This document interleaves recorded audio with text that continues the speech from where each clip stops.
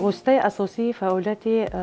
هر یک آثارخانه این اشیاء آثارخانوی است و این یادگاری های نادر در فوند آثارخانه حفظ و نگهداری می شوند.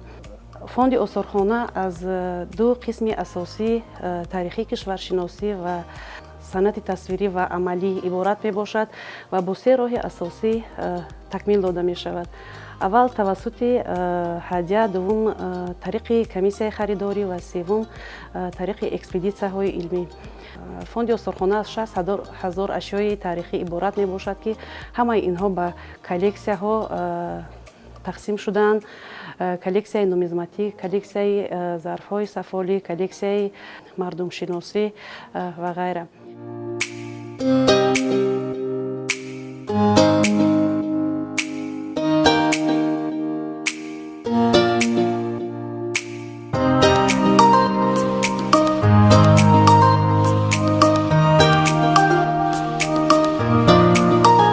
تماشابینان عزیز، این حال ما در یکی از تالارهای فوند آثارخانه ملی تاجیکستان، یعنی تالار نمونه های هنرمندی مردم تاجیک قرار داریم که سازهای موسیقی مردم تاجیک از دورهای تاریخ تا به امروز رشد و کمال یافته تا زمان ما رسیدن یک قسم آن را تشکیل می‌دهند. چنانه که در اینجا سازهای گوناگون موسیقی ملی را می‌بینیم، هنوز این سازهای موسیقی از روزهای نخستین آثارخانه تاریخی کشورشناسی سال 1934 در شهر دوشنبه تشکیل شده بودند، به آثارخانه جمع آوری شده بودند و تا امروز این کلکسیه مهم تشکل یافته در آثارخانه ملی تاجیکستان حفظ و معرفی کرده می شود و مخصوصا این گونه دوتارهای خیلی هم با نقش و نگار ملی که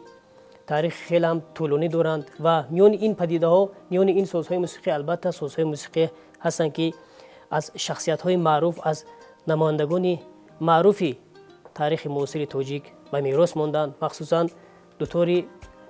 استاد میرزا ترسنزاده که از هنرمندان قزاقستان با شاعر تحفه شده بود و امروز در خزینه ما محافظت کرده می شود.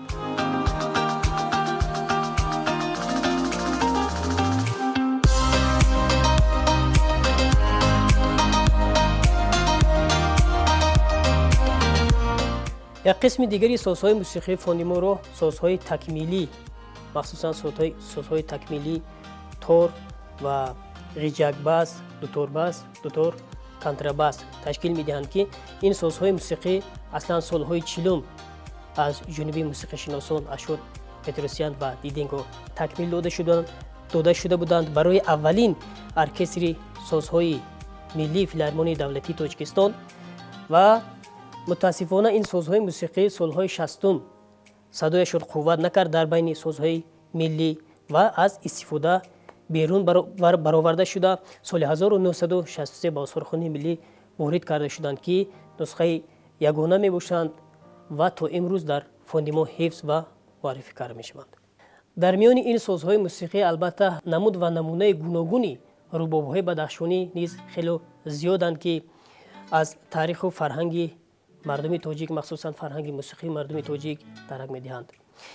و یکی از سازهای خیلی هم نادر این رباب قمری می باشد که از تاریخ در بین مردم تاجیک معمول بود و این ساز موسیقی اصلا مربوط به عصر آخر عصر 19 و ابتدای عصر 20. برای آن رباب قمری میگویند که پرنده قمری در شکل گل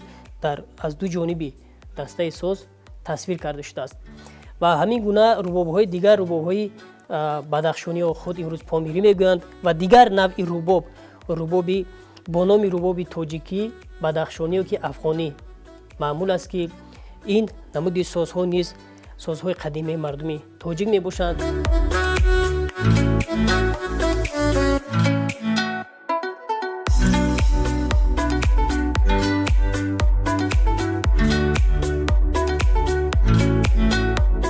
چنانه که قبلا ذکر کردیم، هنر سازتراشی در دوران استقلالیت خیلی هم رشد کرد و هنرمندان با تخیلات‌های بدیعی سازهای موسیقی را تکمیل دادند که نمونه آن را ما در این قسمت نیز می‌بینیم. یکی از هنرمندان دیگر از نوحه نورآباد وهاب اوتاجان با تکمیل سازهای موسیقی سالهای دراز مشغول بودند و اینجا نمونه سازهای موسیقی اوتاجان وهاب را می‌بینیم که امثال ساز، 4 جور،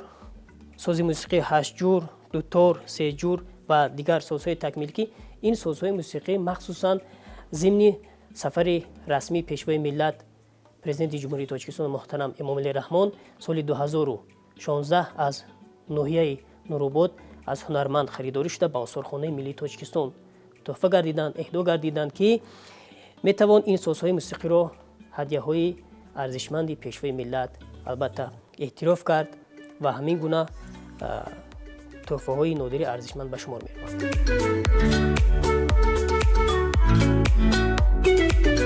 در میان کلکسیای سازهای موسیقی فوند آثارخانه ملی تاجیکستان سازهای نفسی جایگاهی مخصوص دارند که قدیمترین آن به ابتدای عصر 20 منسوب است که در چنین شکل خیلی آرایش یافته است و البته این هم توتک نام دارد. در جنوبی تاجیکستان توتک میگن نای چوبانی و در بدخشان این نمودی ساز رو اساساً سرنای میگن در قسمت بدخشان و البته دیگر سازهای موسیقی نای سرنای نیز موقع خاص دارند و دیگر ساز موسیقی این ضربی است، سازی سفایل یا سفلی که امروز در یگان آثارخانه تاجیکستان به چشم نمیرسد و تنها این نمودی ساز یک جفت در آثارخانه ملی تاجیکستان محفوظ است که این هم دایر به فرهنگ موسیقی و تاریخ سازهای موسیقی مردم تاجیک معلوماتی با ارزش میدهد.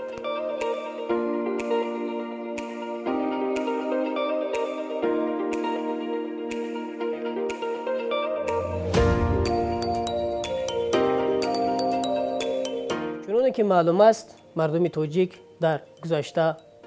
سازهای گوناگون نمودی ضربی را نیز استفاده می بردند و اینجا نمونه های گوناگونی آن مخصوصاً چندبره های مسین یا که چنداول مخصوصاً اصطلاح فارسی آن چندبره می باشد در آثارخانه ملی تاجیکستان و همچنین تبل و نغاره های گیلین و مسین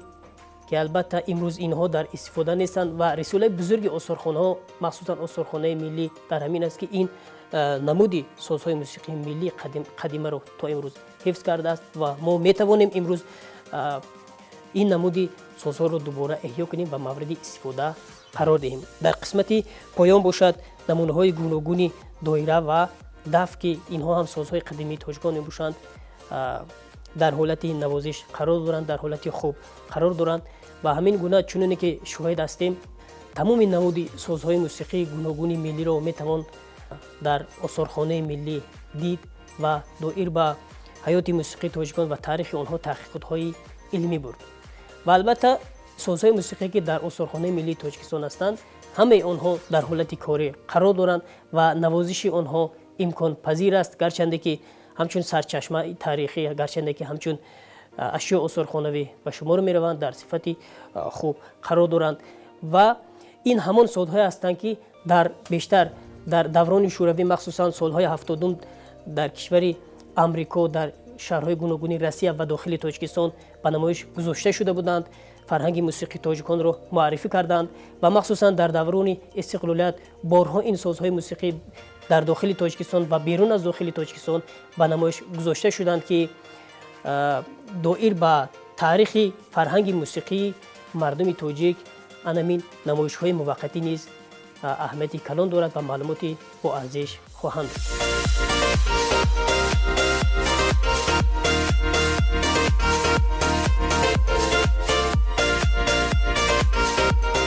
اتاقی که ما حالا قرار داریم در قسمت چپی آن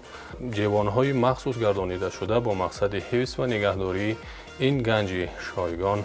معین کرده شده است. اساساً کلکسیای میراثی خطی از حجت‌های تاریخی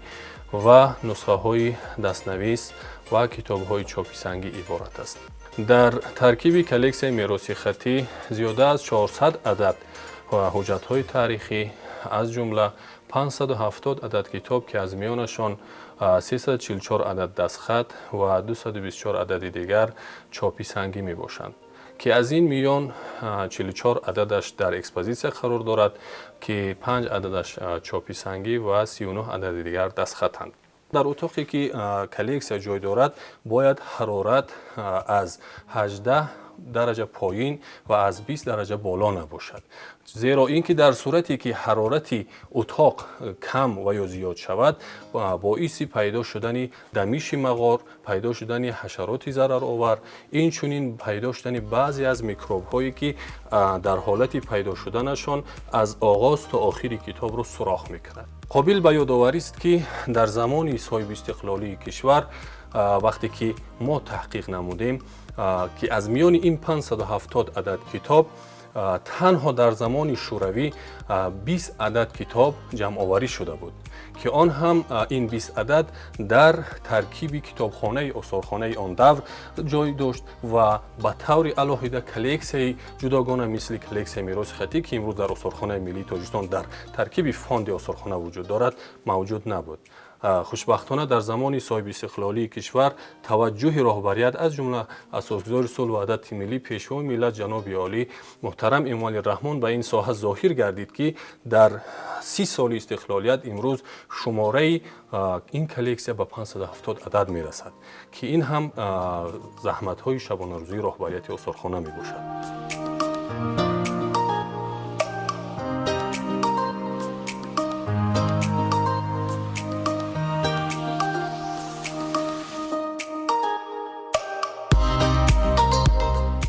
کلکسی دیگری که در فوند آثارخانه ملی تاجیکستان حفظ و نگهداری می‌گردد پلاکت‌ها و اثرهای قلمکشی می‌باشند. باید تذکر داد که بعض موارد برای شرح و توضیح دادن واقعیت و حقیقت حیات روزمره انسانی اثرهای قلمکشی سهم بس و مهم دارند، چون که اثرهای مذکور می‌توانند با یک دیدن یک داستان اصیل را واضح و مختصر با دلیل‌های ردناپذیرش که واقع عینی تصویر شده است معنی داد کند. مثلا اثر رسام کمیلین که سال 1950 آفریده شده است و او در اثر خویش نبرد قهرمان خلق تاجیک تیمورملک بر ضد مغول‌ها را با تمام جزئیاتش انعکاس نموده است. اثرهای مذکور در فوند آثارخانه که فعلا ما در او حجره قرار داریم طبق قاعده‌های قطعی و دستورالعمل مخصوص یا اینکه دستورالعمل معین نگهداری می‌شوند. مثلا اثرها از روی ساخت و اندازه و مواد در جوان‌های آهنی گذاشته می‌شوند و آنها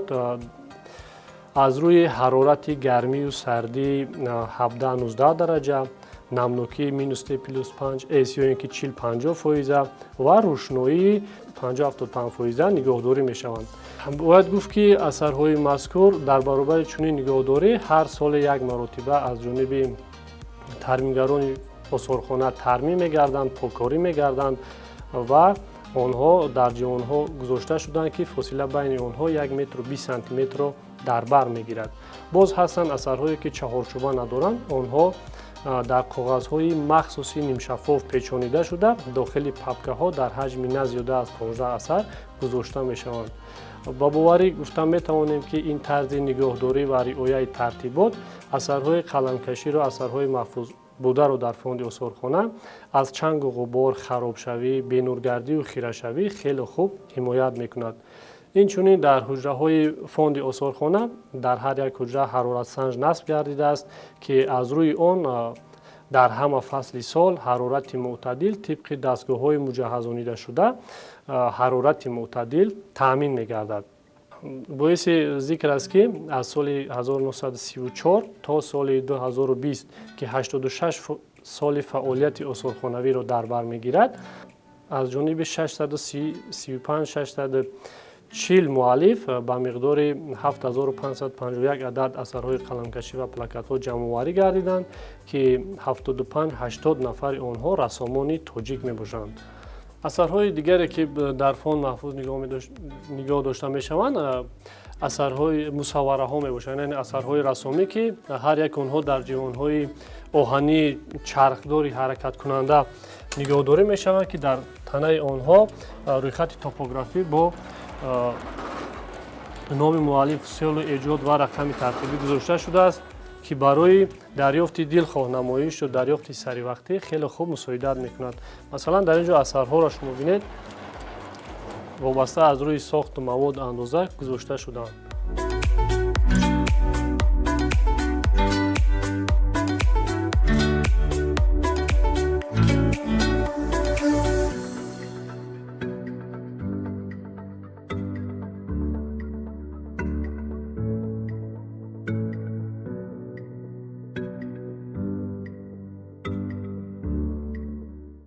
باید ذکر نمود که یک بخش خیلی مهمی شعبه فوند آثارخانه ملی تاجیکستان این بخش سکه های آن می باشد که این زمان ما قرار داریم در اتاق مخصوص که بس سکه های آثارخانه ملی تاجیکستان بخشیده شده است و تمامی این سکه هایی که در طول فعالیت مؤسسه دولتی آثارخانه ملی تاجیکستان جمع آوری نموده است در اتاق مذکور نگهداری می شود و از جانب متخصصان سکه ها گروه بندی به دوره های گوناگون، به سلاله ها، به شاهیگری ها جدا کرده شده است که این به خاطر واضحتر، خوبتر مورد تحقیق و پژوهش قرار گرفتن آنها و همزمان به خاطر خوبتر معرفی کردن آنها پیش بینی شده است. باعث افتخار است که آثارخانه ملی تاجیکستان در دوام فعالیت خود توانسته است که زیاده از 20,000 سکه های دوره های گوناگون را جمع آوری نماید و قدیمترین سکه هایی که آثارخانه ملی تاجیکستان در دست دارد این منسوب به زمان هخامنشی ها می باشند و گوییم که جوانترین سکه ها منسوب به عصرهای 19 و 20 می باشند.